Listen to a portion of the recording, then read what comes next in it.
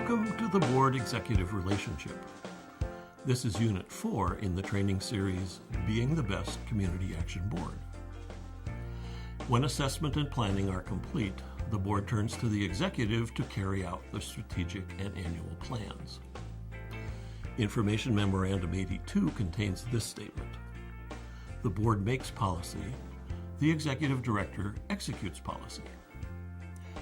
This statement clearly establishes that the board and the executive have different responsibilities, but to do their jobs well, the board relies on the executive and the executive relies on the board. To make that work, both the board and the executive must, as we frequently hear these days, stay in their own lane. The executive is the board's only employee.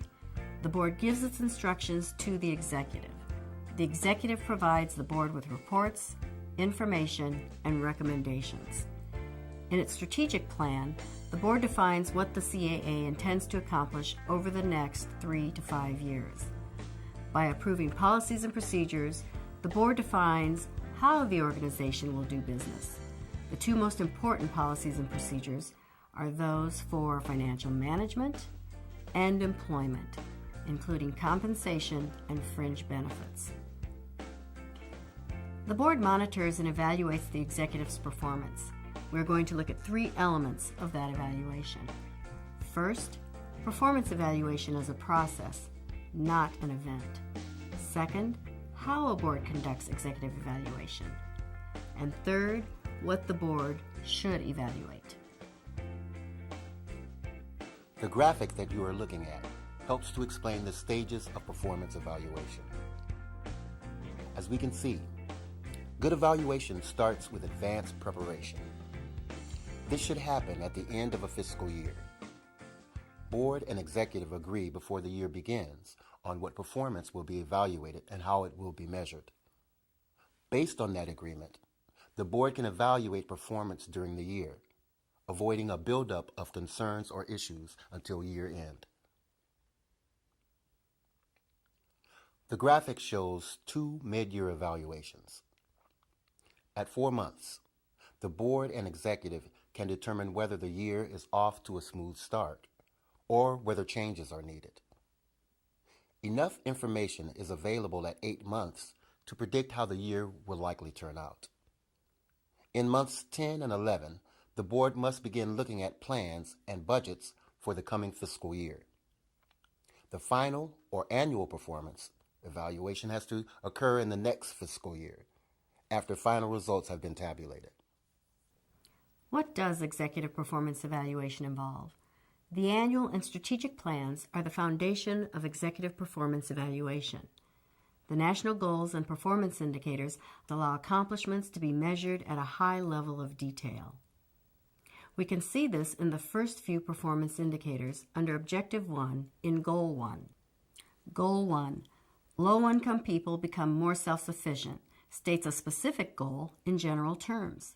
Objective 1 narrows the focus to a specific aspect of self-sufficiency, employment. The employment objective is made even more specific by these performance indicators. Unemployed and obtained a job.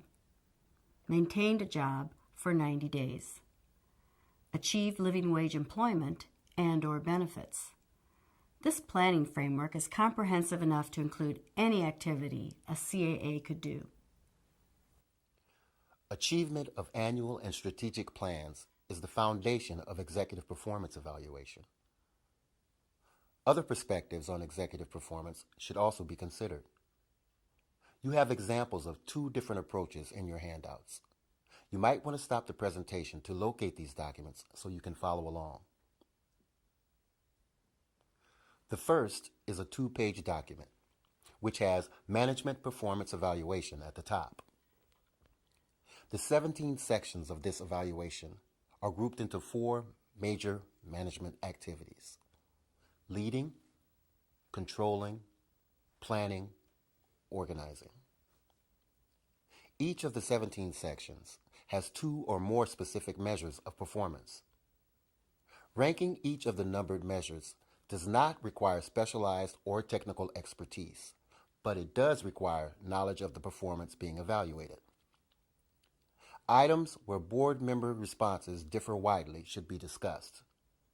Reasons for disagreement need to be identified so they can be acted on.